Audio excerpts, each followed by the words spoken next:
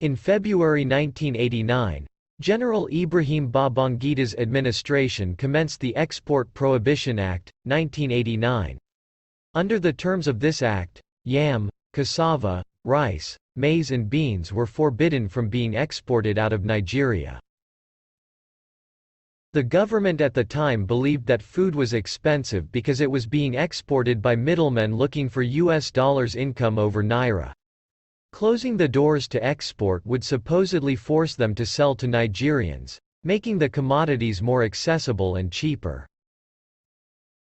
In hindsight, it achieved nothing and became a nasty legal surprise to future exporters, as former Agriculture Minister Adu Ogba found out while trying to launch a yam export initiative in 2016.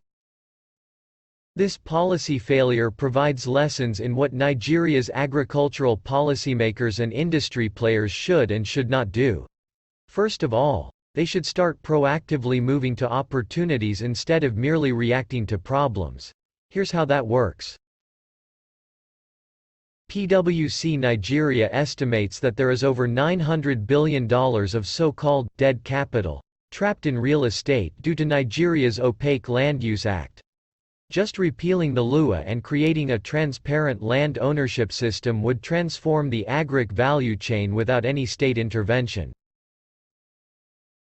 If Nigeria's agricultural policymakers can view Nigeria's economic, geographical and demographic circumstances as opportunities rather than problems to fight policy battles against, the country stands to gain a lot, including cheaper, more plentiful food.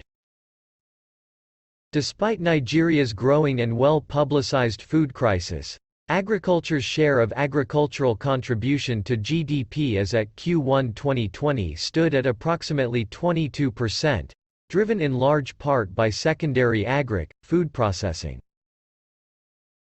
This is because, first of all, practically all large-scale secondary players in the Nigerian agriculture value chain, brewers, millers, processors etc., have turned their supply chain into a win-win by making extensive use of contract growers.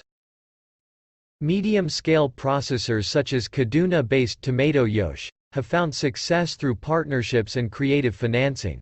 The company raised $4.2 million from Goodwill Investments in May 2020. Government policy must, as a matter of urgency, be reviewed to classify Nigeria's food processors as systemically important institutions, and stop using them as targets for cash shakedowns and multiple taxation. Nigeria's food security may depend on it. Processors themselves need to replace walled-off infrastructure and contract grower silos with increased collaboration. The SEC also needs to do a more robust job of weeding out fraudsters who push non-existent or oversold agric investment products to retail investors. Perhaps the most important element of a new era of data-driven decision policy making is that government and investment budgets will follow the numbers and be allocated to the parts of the agricultural supply chain where they are actually needed. Cross River State, for example, which loses 45% of its annual harvests to low storage and processing capacity, should have invested in grain silos, processing infrastructure, and rural roads and railways instead of a disused $450 million tourist resort. Investment decisions should not be based on general assumptions and gut feelings.